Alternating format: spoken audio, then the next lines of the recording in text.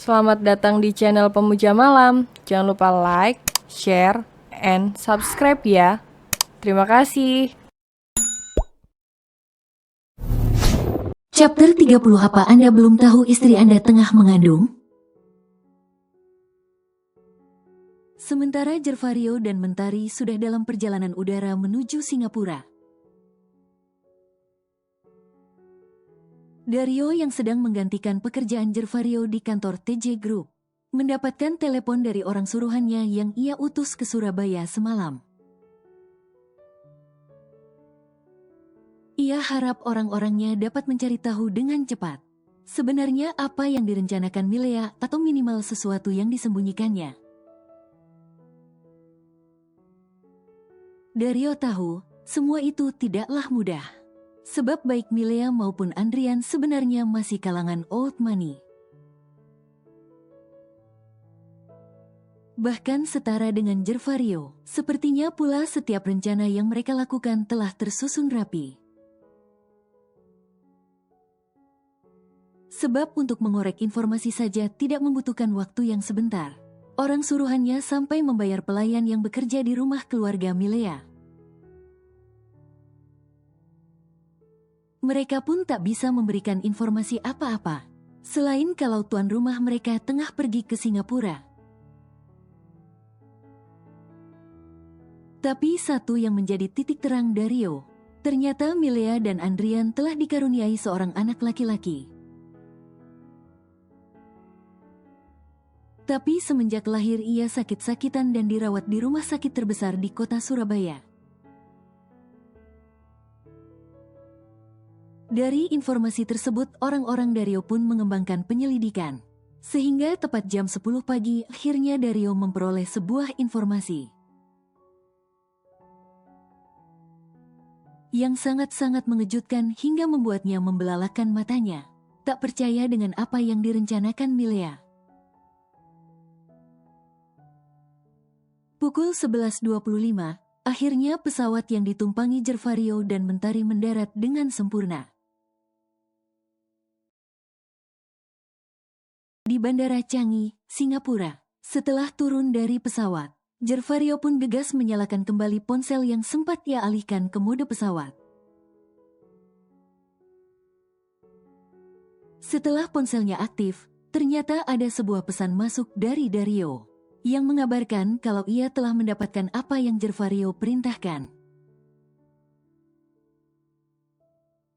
Jervario pun segera mencari tempat yang aman dan tenang untuk berbicara dengan Dario. Setelah ketemu, Jervario pun segera melakukan panggilan internasional pada Dario. "Halo," ucap Jervario. "Jer, gawat, lu segera meluncur ke rumah sakit Mount Elizabeth. Putra Milea akan melakukan transplantasi ginjal dan yang jadi pendonornya itu putri lu, Asa. Dan untuk penyakit Milea itu sepenuhnya bohong. Dia cuma mau cari simpati sama lu dan..." Dario lantas membeberkan semua hasil investigasi timnya yang ia terjunkan semalam. Jervario benar-benar terhenyak dengan fakta yang barusan dibeberkan Dario. Ia benar-benar tak menyangka Milea dengan tega menumbalkan putri kecil mereka. Untuk kesembuhan putranya dengan suami barunya, Jervario benar-benar tak menyangka wanita yang pernah ia nikahi itu berhati iblis. Ia tak ubahnya monster berparas manusia. Tidakkah ia berpikir bagaimana nasib putri kecil mereka ke depannya bila salah satu ginjalnya diambil? Tidakkah ia merasa sedih atau minimal kasihan dengan nasib putrinya sendiri? Jervario mengutuk perbuatan Milea yang sangat tidak pantas menyandang gelar sebagai seorang ibu. Padahal Milea adalah ibu kandung Asa. Tapi sifat dan sikapnya lebih kejam dari dongeng-dongeng ibu tiri. Dengan jantung yang berdegup kencang, rahang mengetat, dan tangan terkepal, Ia segera menutup sambungan telepon itu. Matanya memanas, auranya tampak gelap dan kelam. Gervario kini benar-benar sedang dikuasai emosi yang kian menggelegak. Hingga sebuah tepukan di pundaknya menyurutkan emosinya. "Bang!" panggil Mentari tampak khawatir. "Ah, ya, ayo, kita segera ke depan, ada Revin. Anak Om Rio yang akan antar kita ke rumah sakit Mount Elizabeth," tukas Gervario sambil menggenggam tangan Mentari. Mengajaknya menuju ke tempat parkir di mana Revin berada. Beruntung Dario sigap dan cekatan setelah ia tahu tujuan Milea.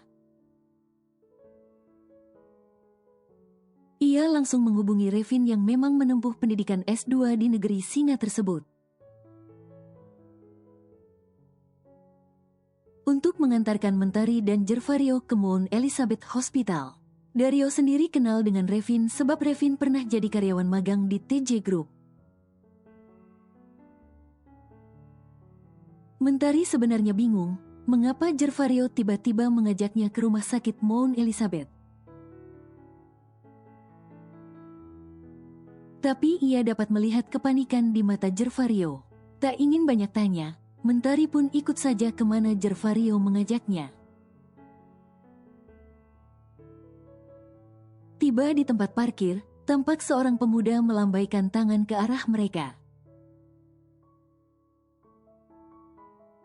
Gervario pun gegas mendekat ke pemuda tersebut. "Rev, tolong buruan anterin gue ke Mount Elizabeth Hospital,"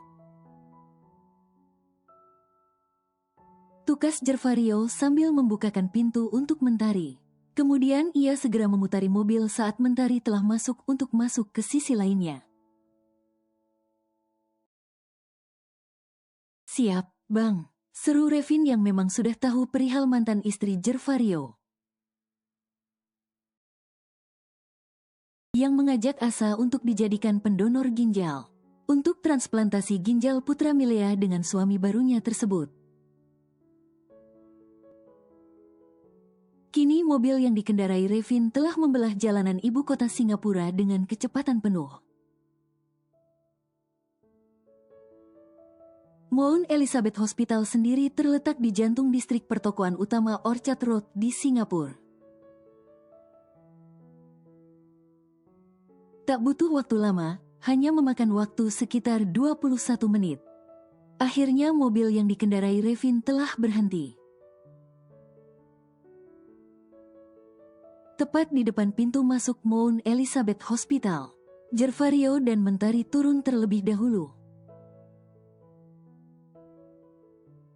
Sedangkan Revin segera meminta petugas valet untuk memarkirkan mobilnya. Setelah selesai, Revin pun bergegas mengajak Mentari dan Gervario menuju ke bagian resepsionis. Untuk mencari keberadaan Asa. "Maaf, di daftar tidak ada pasien atas nama Ashadifa," ujar resepsionis tersebut dalam bahasa Inggris. Beruntung ternyata tadi Dario mengirimkan nama putra Milea dan Andrian. Setelah menanyakan kembali, mereka akhirnya menemukan keberadaan pasien atas nama Avan Kurniawan tersebut. "Bang, sebenarnya ada apa sih? Kenapa abang nanyain nama Asa ke resepsionis tadi? Apa terjadi sesuatu dengan Asa?" cecar Mentari dengan raut muka paniknya. Gervario menyugar rambutnya frustasi, ia diburu waktu saat ini. Apalagi menurut informasi, operasi akan dilakukan pukul 1.15 siang. Sedangkan jarum jam sudah menunjukkan pukul 12.43. Tak ada waktu lagi untuk menjelaskan, pikirnya. "Aku jelaskan nanti ya, sayang. Kita benar-benar diburu waktu saat ini. Ini demi Asa, kita harus menyelamatkannya sekarang." ujarnya sambil menarik lengan Mentari agar ikut berlari memasuki lift yang akan mengantarkan mereka ke lantai di mana Asa berada. Mentari yang melihat Jervario panik pun tak dapat menutupi kepanikannya. Jantung keduanya berdegup dengan kencang. Mentari benar-benar dilanda kekhawatiran saat ini. Karena kelelahan dan juga panik berlebih, tiba-tiba perutnya mendadak sakit kembali. Rasa nyeri itu bahkan lebih menyakitkan dari sebelumnya. Tapi Mentari mencoba untuk tetap tenang. Bagaimanapun Asa yang sedang menjadi prioritas mereka saat ini, ia tak mungkin membuat Jervario kian panik dengan mengatakan keadaannya. Mentari hanya bisa menarik nafas dalam-dalam sambil mencengkeram perutnya. Ya Allah, perutku kenapa sakit begini? Kenapa rasanya benar-benar menyakitkan? Lirih Mentari dalam hati. Denting lift berbunyi, tak lama kemudian pintunya pun terbuka. Lagi, Jervario menarik lengan Mentari agar ikut berlari dengannya. Dengan langkah terseok-seok, Mentari mencoba mengimbangi langkah Jervario. Hingga mereka menangkap sosok Milea, Andrian, dan kedua orang tua Milea. Dada Jervario seketika memanas.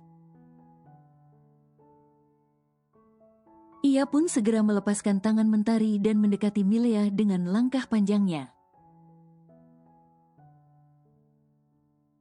Katakan di mana anak gue, sialan, bentak Jervario mengejutkan keempat orang itu.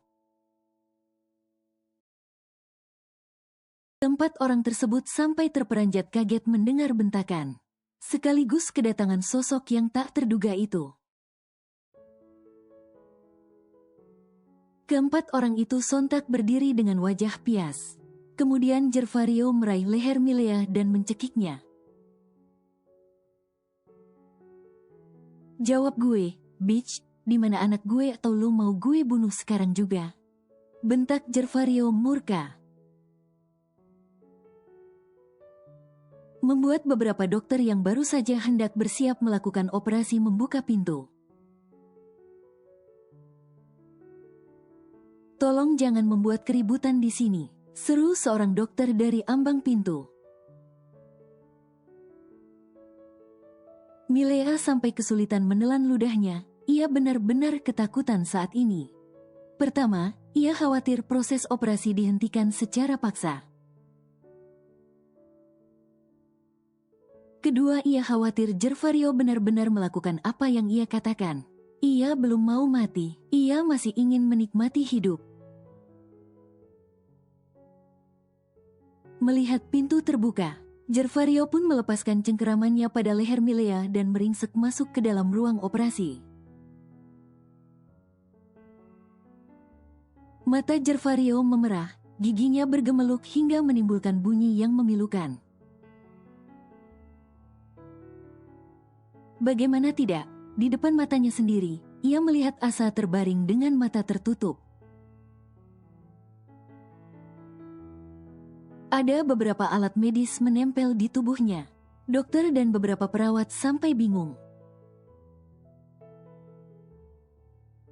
Melihat keberadaan Jervario yang matanya sudah memerah menyiratkan kemarahan. Dengan langkah panjang, Jervario segera melepaskan selang infus dan beberapa alat medis lainnya. Kemudian meraih Asa ke dalam gendongannya dan membawanya keluar. Hei, mau kamu apakan gadis kecil itu? Baringkan dia kembali, cepat. Kita salah seorang dokter. Shut up, ini putriku. Takkan aku biarkan kalian menyentuh kulit putriku walau hanya sesenti saja. Bentak Jervario membuat semua tenaga medis di dalam sana tersentak. Kemudian ia segera membawa Asa keluar dari ruangan itu dengan emosi yang membuncah. Mas, kenapa kamu bawa Asa? Tolong mas, jangan bawa Asa dulu. Biarkan operasinya berjalan lancar dahulu. Mohon Milea dengan wajah memelas. Dada Gervario rasa terbakar. Ia lantas menyerahkan Asa yang sepertinya dalam pengaruh obat bius ke Revin. Revin pun mengambil alih Asa dan menggendongnya. Apa kau gila, hah? Bentak Gervario murka. Di mana otakmu mengorbankan Asa yang masih sangat kecil untuk kesembuhan putramu, hah? Aku tak habis pikir, kau itu ibunya, ibu kandungnya. Tapi kau begitu tega menumbalkan anakmu untuk anak lainnya. Mungkin kalau Asa sudah dewasa, masih bisa dipahami, tapi Asa masih kecil. Bahkan usianya pun baru menginjak 5 tahun. Masa depannya masih panjang. Bagaimana kehidupan ke depannya bila ia hanya memiliki 1 ginjal saja? Di mana hati kamu, hah? Di mana akal pikiran kamu? Cecar Gervario menggebu-gebu. Amarahnya benar-benar membuncah. Seandainya membunuh tidak berdosa dan diizinkan, akan ia habisi sekarang juga manusia seperti Milea itu dengan tangannya sendiri. Asa masih bisa hidup meskipun hanya ada 1 ginjal. Tapi Avan akan mati bila tidak segera mendapatkan pendonor, Mas. Jawab Milea seolah tak masalah Asa kehilangan 1 ginjalnya. Ia masih bisa hidup, pikiran Milea terlalu egois.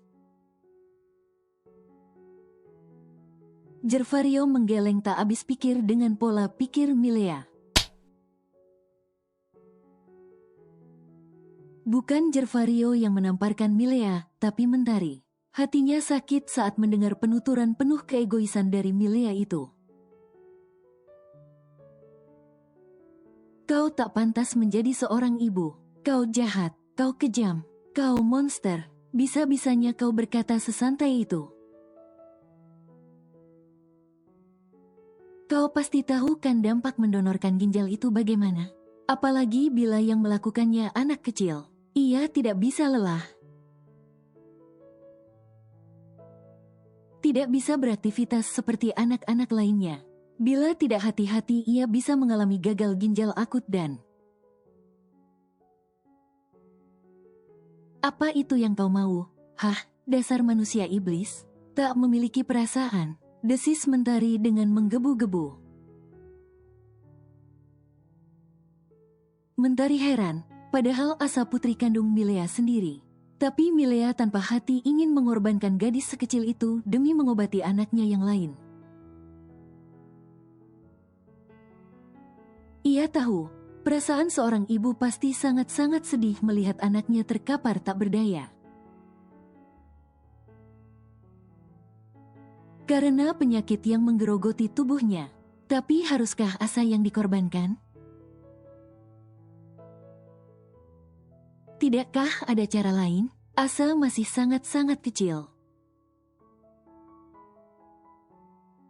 Bahkan untuk menjaga diri saja belum bisa. Bagaimana bila ia lalai menjaga dirinya? Bagaimana bila... Mentari tak sanggup membayangkan kehidupan Asa kelak dengan 1 ginjal. Ia yang hanya seorang ibu sambung saja tak sanggup membayangkannya. Lalu bagaimana bisa Milea yang notabene ibu kandung Asa sendiri bisa menumbalkan putrinya seperti itu?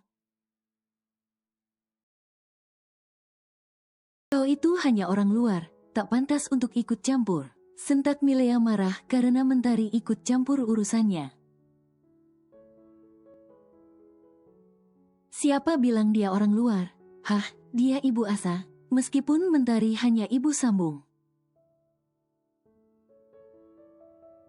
Tapi ia lebih layak menjadi seorang ibu karena ia menyayangi Asa dengan tulus.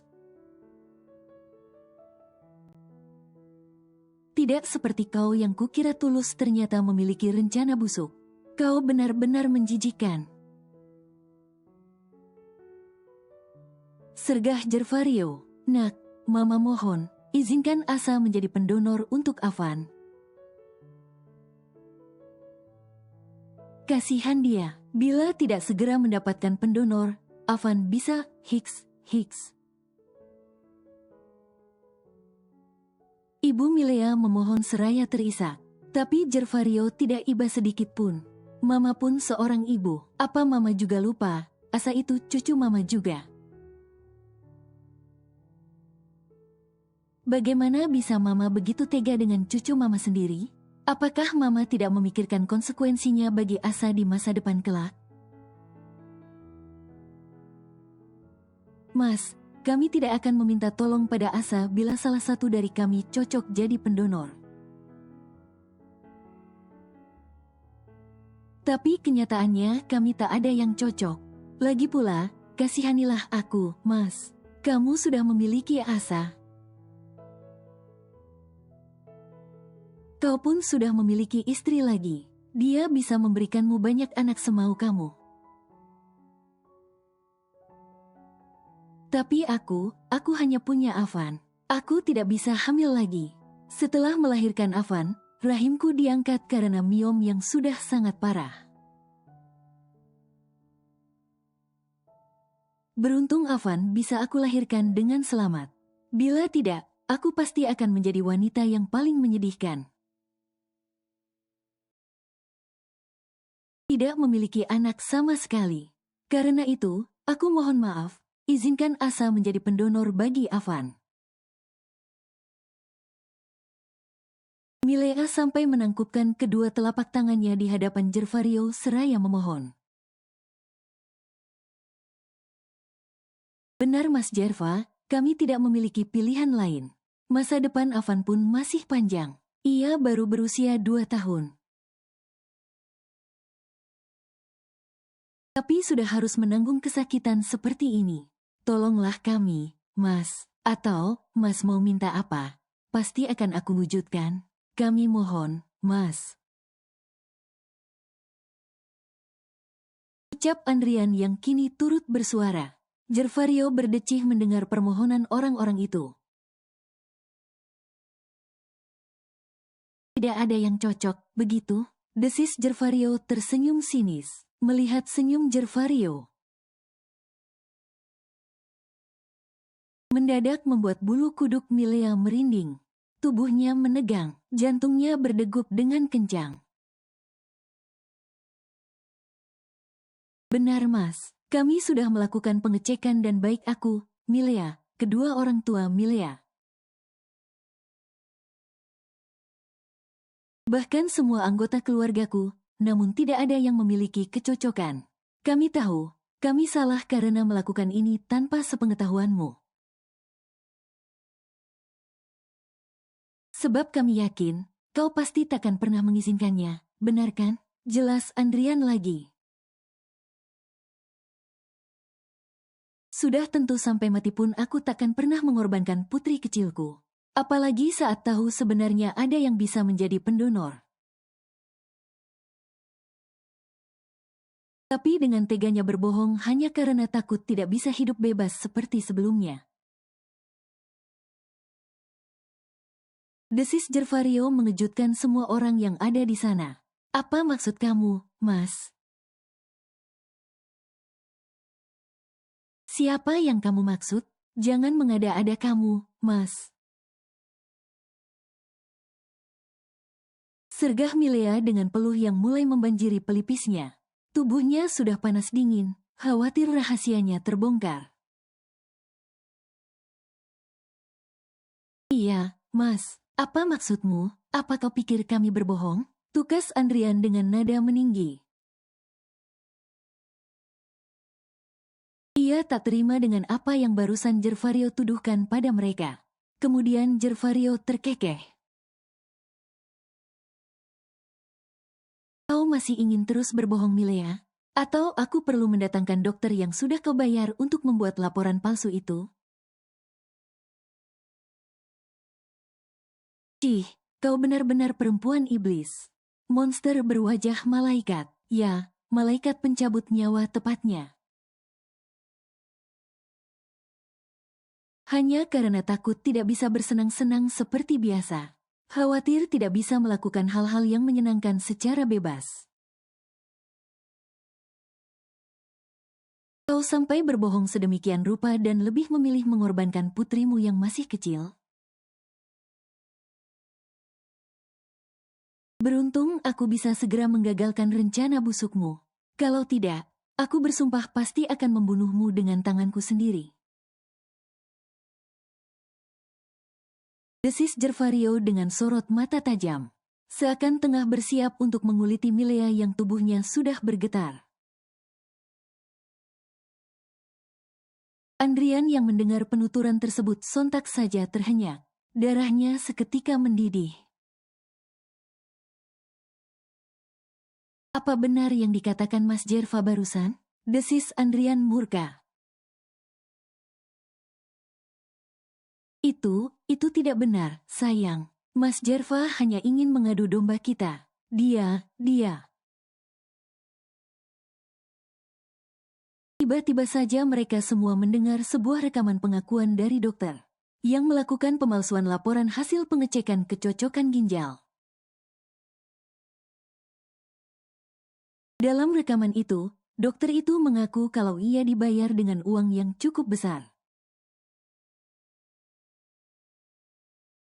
untuk mengubah hasil laporan pengecekan kecocokan ginjal Milea, yang sebenarnya cocok menjadi tidak cocok.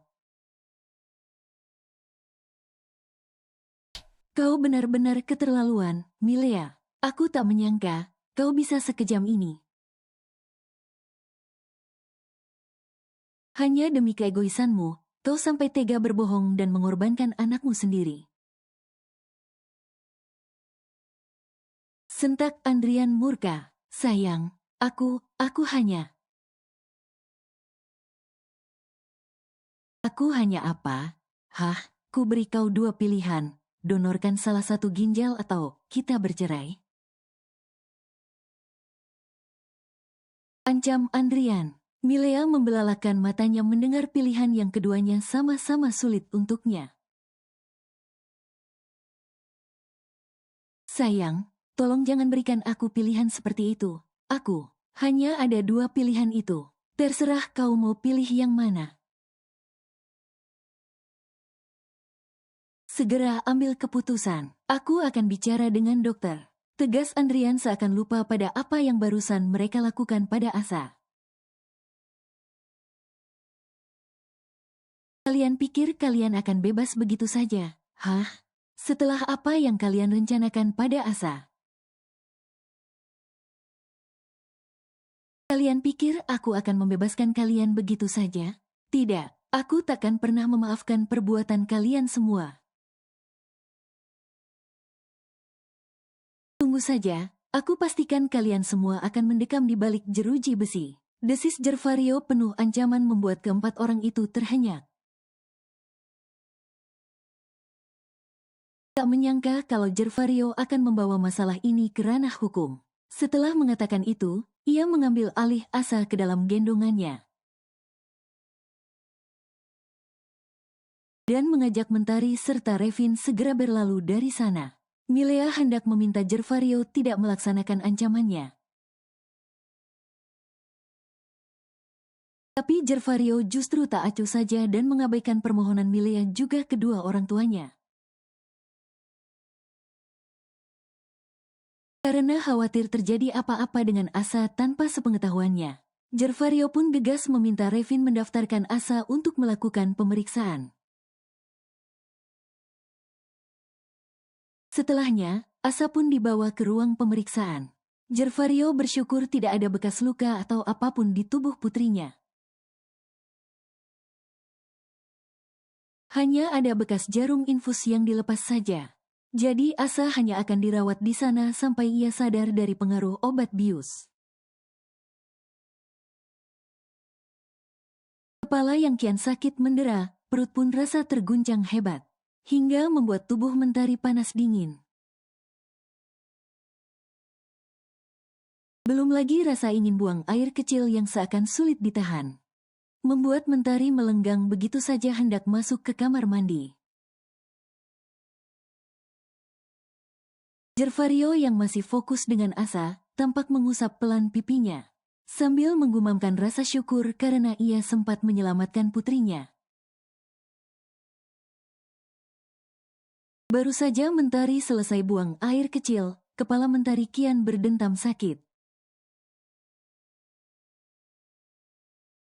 Bahkan untuk berdiri pun ia harus berpegangan di dinding. Sorot matanya tampak sayu, penglihatannya tampak berkunang-kunang.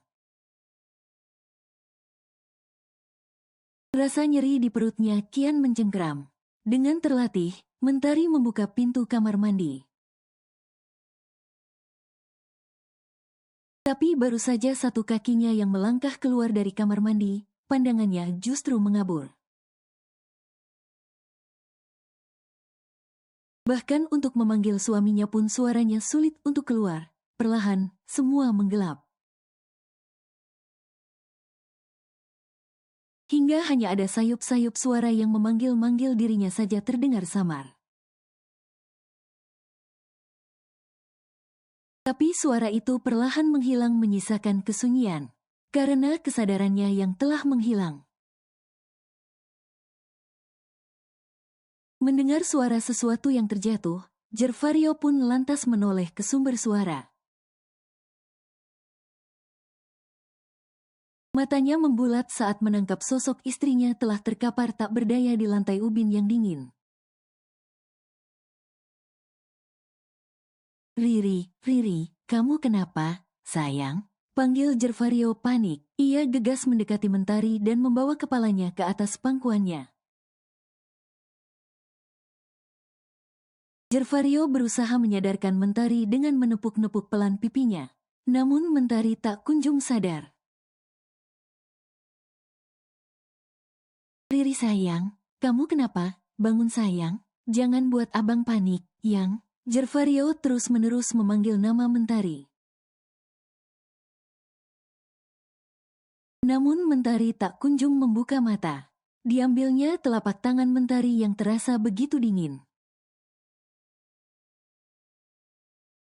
Gervario pun baru sadar kalau wajah istrinya sudah pucat pasi. Jantung Gervario seakan berhenti berdetak. Kecemasan kini melanda dirinya. Gervario menyesal karena terlalu fokus pada Asa, ia sampai mengabaikan istrinya. Apalagi ini sudah lewat jam makan siang. Mungkin Mentari sudah kelewat lelah bercampur lapar. Sehingga tubuhnya tiba-tiba drop, pikirnya.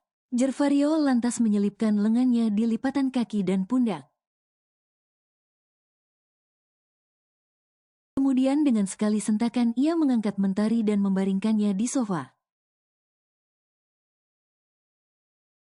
Tapi membuat matanya terbelalak lebar. Gervario baru menyadari bahwa bagian bawah sudah basah akibat aliran darah. Melihat Revin yang baru saja kembali dari bagian administrasi, ia pun segera meminta Revin memanggilkan tenaga medis untuk memeriksakan keadaan Mentari. Bisa bicara dengan suami pasien? Tanya dokter yang memeriksa keadaan Mentari. Mentari ditempatkan di kamar lainnya tapi masih satu lantai dengan kamar Asa. Ya, dok, saya suami pasien. Bagaimana dengan keadaan istri saya, dok? Tanya Gervario yang sudah benar-benar mengkhawatirkan keadaan Mentari. Begini Pak, untuk sementara istri Bapak harus menjalani perawatan intensif. Karena kondisi kandungannya yang sangat lemah. Beruntung janin dalam kandungan istri Anda berhasil diselamatkan. Bila terlambat sedikit saja mungkin istri Anda akan mengalami keguguran. Tukas dokter tersebut yang sudah seperti dengungan lebah di telinga Gervario. Laki-laki itu hanya terfokus pada kalimat kandungan istri Anda. Maaf dok, apa kata Anda tadi? Kan kandungan istri saya. Apa-apa maksudnya istri saya hamil? Tanya Gervario untuk memastikan ia tidak salah dengar ataupun menduga. Hah, apa Anda belum tahu kalau istri Anda tengah mengandung? Tanya dokter itu dan Gervario mengangguk. Dokter tersebut kemudian tersenyum. Selamat ya Pak, istri Anda hamil. Tapi, untuk Anda ketahui, kandungan istri Anda lemah. Cenderung rentan mengalami keguguran. Bila tidak hati-hati bisa berakibat fatal, seperti yang istri Anda alami saat ini. Sepertinya ia mengalami kelelahan berlebih, ditambah tekanan atau beban pikiran atau terlalu stres. Membuat goncangan hebat dan berimbas pada kandungannya. Karena itu, Bapak harus sebisa mungkin menjaga suasana hati istri Anda agar tetap bahagia. Tidak terlalu kelelahan, dan tidak terlalu dibebani oleh sesuatu yang bisa memicu stres. Tukas dokter tersebut membuat pikiran Gervario berkecamuk. Perasaan bersalah menyelimuti benak Gervario. Ia teringat masalah Asa tadi pasti benar-benar membuatnya tertekan. Belum lagi, sikapnya yang seenaknya yang menarik tangan Mentari. Agar mengikuti langkahnya ke sana kemari tanpa memikirkan dirinya kelelahan dan butuh istirahat. Gervario mengutuk dirinya sendiri. Bagaimana bila ia terlambat sedikit saja, mungkin mereka akan kehilangan buah hati mereka. Buah hati yang begitu dinanti-nantikan kehadirannya oleh Mentari. Mentari pasti akan benar-benar terpukul bila hal itu sampai terjadi. Terima kasih dok atas bantuan dan sarannya, ujar Gervario sumringah. Ia yakin, Mentari takkan mempercayai berita ini. Ia yakin, Mentari akan merasa sangat bahagia dengan berita tak terduga ini. Itu sudah kewajibanku. Ucap dokter tersebut setelahnya ia pun memberikan resep, yang harus segera ia tebus sekaligus cara minumnya. Setelah itu, Gervario pun segera kembali ke ruangan Mentari, yang kini telah disatukan dengan kamar Asa. Di saat yang sama, Gervario melihat Mentari mengerjapkan matanya. Sayang, kamu nggak apa-apa? Tanya Gervario setelah dokter yang barusan memeriksa keadaan Mentari kembali keluar ruangan.